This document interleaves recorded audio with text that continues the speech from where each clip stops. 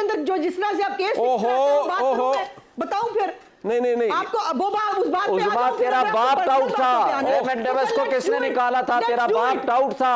Raymond Davis का वकील कौन था? रेमंड डेविस का तेरा बाप सबसे बड़ा टाउट था, खुद सबसे बड़ी टाउट है। तूने नवाज शरीफ को राख एजेंट नहीं कहा आदमी है, तू लानती आदमी है,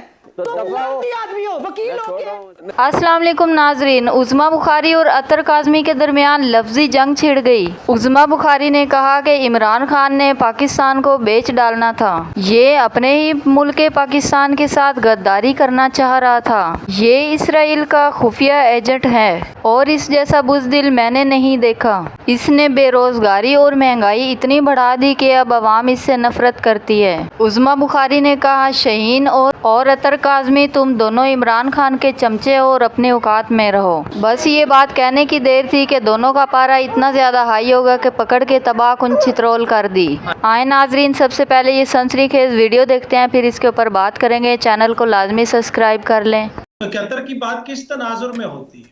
71 की बात इस तनाजुर में होती है कि जब सियासतदान अपने इक़्तिदार के हवस के लिए मुल्क की सलामती को नुकसान पहुंचाते हैं। आप आबादी के एक बड़े हिस्से को गद्दार कहना शुरू कर देते हैं। वो लोग जिन्होंने भुट्टो को 80 सीटें दी थी वो मुहिब्बे वतन थे, तो वो पाकिस्तानी जिन्होंने शेख मुजीबुर रहमान को 160 सीटें दी थी तो वो भी मुहिब्बे वतन थे, वो गद्दार नहीं थे।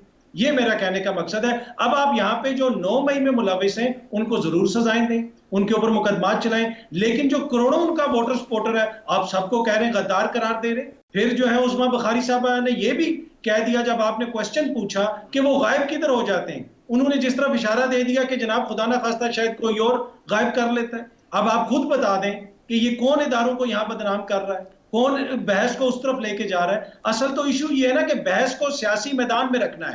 अगर इमरान खान आज मकबूल है तो अगर आप 8 महीने नहीं तो अगर आप 28 महीने पीछे जाएं तो हर ज़िमनी इंतखाब में इमरान खान हार रहा था। पंजाब में नून लीग का टिकट बिकता था इसलिए कि उसकी कारकर्दगी उस कैसी थी, वो कौम के सामने थी। ये समझने की चीज है। और हो सकता है कि अगले 18 महीने के बाद दोबारा उनकी वही हालत हो जाए। तो सियासतदानों ने सियासत करनी है सियासी मैदान में, एक दूसरे के ऊपर गद्दारी के सर्टिफिकेट लगा के आप कभी भी पाकिस्तान की खिदमत नहीं कर सकते। नहीं हो सकती ये बात, ठीक है। बट शोएब शाहीन साहब एक मिनट एक सवाल सिर्फ करना है। अतर काज़मी साहब को ये पता है कि हम एक मीटिंग में मौजूद थे मॉडल टाउन अपने पार्टी ऑफिस में, जिसमें मियां साहब जो है वो मीटिंग चेयर कर रहे थे, मुझ समेत सबके ऊपर गद्दारी का मुकदमा हुआ था, वो ठीक था? वो बिल्कुल गलत था। हम गद्दार हैं। मैंने जावेद लतीफ साहब के मुकदमे की भी मजम्मत की थी, मैंने हनीफ अब्बासी साहब के हम किसी को गद्दार नहीं कह रहे, हम किसी को गद्दार नहीं कह रहे। मैं हमेशा इस तरह के करता हूँ। कोई जमात खुदा ना खास्ता पाकिस्तान में गद्दार नहीं है। अच्छा, वैसे बिल्कुल ठीक है, पॉइंट आ गया अतर भाई, पॉइंट आ गया, लेकिन ऐसे लड़ना नहीं चाहिए। बिल्कुल ठीक है। शोएब शाहीन साहब क्या ही अच्छा हो शोएब शाहीन साहब कि देखिए गलतियां हर एक से होती हैं ना। बहसियत सियासी जमात ये रियासती जबर की वजह से एक बात तो बड़ी ठीक की, पीपल्स पार्टी ने अपना वक्त भुगता, PMLN ने भुगता, आप आज आपकी जमात आज भुगत रही है। तो क्या ये अच्छा हो कम से कम गलतियों का एतराफ़ सारे कर लें। जो दूसरी साइड से हुई पाकिस्तान में तारीखी तौर पर एस्टैब्लिशमेंट से, उनको भी पता है उन्होंने क्या गलतियां की, क्या क्या हुआ। तो अगर किसी सियासी जमात ने कोई गलती कर ही ली है तो आप अच्छा है उसकी माफ़ी मांग लें, उस तरफ क्यों नहीं जाते? मुनीब साहब, पहली बात तो ये है कि उज़मा साहिबा का पुराना आप क्लिप उठा लें, ये कह रही है मैं किसी को गद्दार नहीं कहती। इन्होंने तो नवाज शरीफ को सबसे बड़ा गद्दार कहा हुआ है। इन्होंने कहा है वो रा का एजेंट है। मैं अभी आपको भेजता हूँ। बात यह है कि अपने किसी बात पे कायम रहा करें। दूसरी बात मुझे बताएं, इन्होंने तो वोट को इज्जत दो का नारा लेके बूट को इज्जत दो का नारा खुद उठा लिया। आज आप कहते हो 70% जिसकी पॉपुलैरिटी है PTI की गैलप सर्वे लेटेस्ट के मुताबिक और इमरान खान की, उसको कहते हो आप गद्दार हैं। आप इस वक्त रेजोल्यूशन क्या है, आपका हल क्या है? आप मुझे बताएं कि ये तो नवाज शरीफ साहब कई दफा डीलें की हैं, ये कोई लीडर इसको आप मानते हैं? वो तो डीलर है, डील करके आता है। इमरान खान साहब कैसे इक़्तिदार में आए थे? एक बात शोएब साहब मुझे बताएं, बूट को इज्जत दो की बात आपने की, क्या आपकी जमात ने बूट को इज्जत नहीं दी? मैं ब्लंटली पूछ रहा हूं आपसे, क्या आपने नहीं दी 2018 में?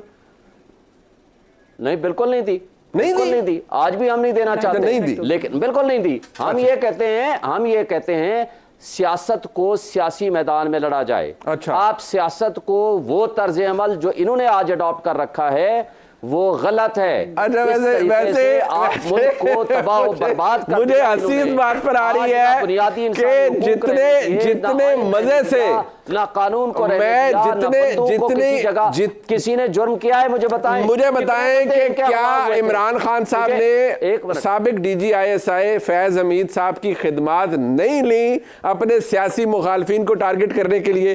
क्या जस्टिस जावेद इकबाल जो कि चेयरमैन नैब थे उनको ब्लैकमेल करके अपने सियासी मुखालफिन के खिलाफ नहीं इस्तेमाल किया गया? तो ये बूट को इज्जत तो मेरे सारों ने दी। अदर भाई मैं आ रहा हूँ, एक सेकंड, मेरा जवाब ले लें। जी जी जो चेयरमैन नैब को अपॉइंटिंग अथॉरिटी थी वो नवाज शरीफ साहब ने लगाई थी। अच्छा। और जो चेयरमैन नैब इस वक्त भी वो कमीशन के सरबराह हैं वो शहबाज शरीफ साहब ने बिल्कुल ठीक है। वो माशाल्लाह बैठे हुए हैं। वो किन की आशीर्वाद से?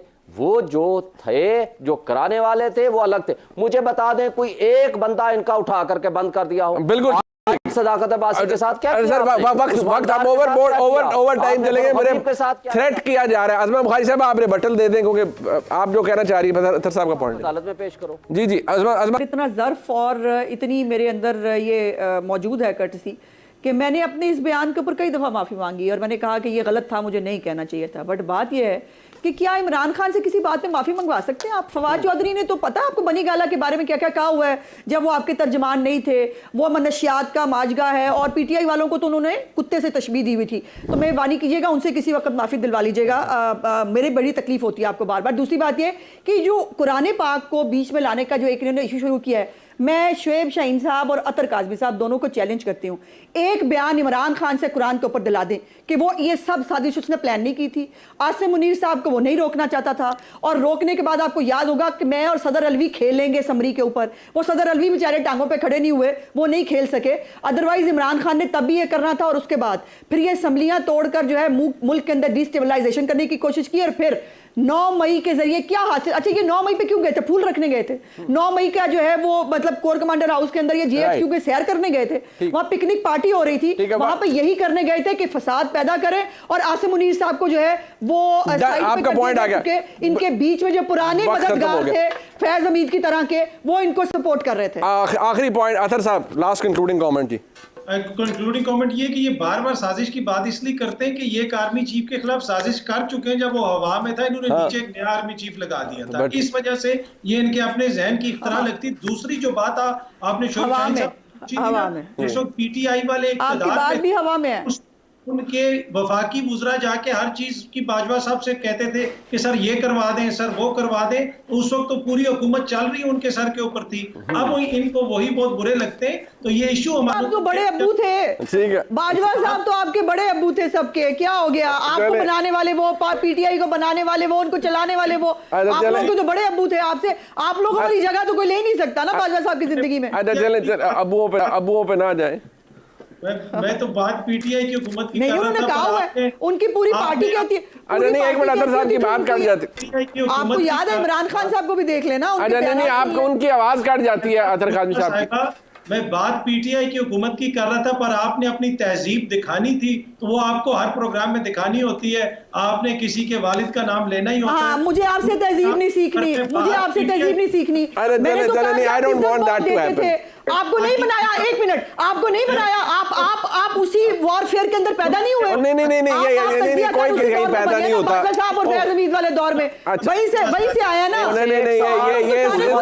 ये नवाज शरीफ को आपने गद्दार और रा का एजेंट क्यों कहा था? नहीं, बट दिस इज नॉट अपने हाथ में रखें, सर्टिफिकेट अपनी जेब में रखें। मुझे आपसे सर्टिफिकेट नहीं, ये नहीं होना चाहिए। नहीं, यहाँ आर्गुमेंट हो सकता है कोई। आप शुएब शाहीन साहब, आप जो नाजरीन, आज के प्रोग्राम में एक बार फिर सियासी माहौल उस वक्त गर्म हो गया जब मुख्तलिफ सियासी जमातों के नुमाइंदे आमने सामने आए और गुफ्तगू आहिस्ता आहिस्ता सख्त जुमलों और तल्ख इल्जामात तक जा पहुंची। बहस का आगाज इस सवाल से हुआ कि क्या पाकिस्तान की सियासत में इख्तिलाफ राय को गद्दारी से जोड़ देना दुरुस्त है। प्रोग्राम में मौजूद तज्जियाकार ने वाज़ेह मौक़िफ़ अख्तियार करते हुए कहा कि पाकिस्तान की तारीख में हमेशा सियासी जमातों ने एक दूसरे पर गद्दारी के इल्जामात लगाए, लेकिन इस तर्ज सियासत ने कभी मुल्क को फायदा नहीं पहुंचाया। इन्होंने कहा कि अगर किसी सियासी जमात के चंद अफराद किसी वाक़े से मुलविस हों तो इसका मतलब ये नहीं कि करोड़ों वोटर्स को गद्दार करार दे दिया जाए। इस दौरान गुफ्तगू 9 मई के वाक़यात की तरफ मुड़ गई, जहां हुकूमती नुमाइंदों ने सख्त मौक़िफ़ अपनाते हुए कहा कि रियासी इदारों पर हमले किसी सूरत काबिल कबूल नहीं और जो लोग इसमें शामिल थे इन्हें कानून के मुताबिक सजा मिलनी चाहिए। लेकिन दूसरी जानिब अपोजिशन नुमाइंदों ने दावा किया कि सिर्फ एक जमात को निशाना बनाया जा रहा है, जबकि माजी में तमाम सियासी जमातें एस्टेब्लिशमेंट के करीब रही हैं। प्रोग्राम के दौरान माजी के सियासी नारों वोट को इज्जत दो और बूट को इज्जत दो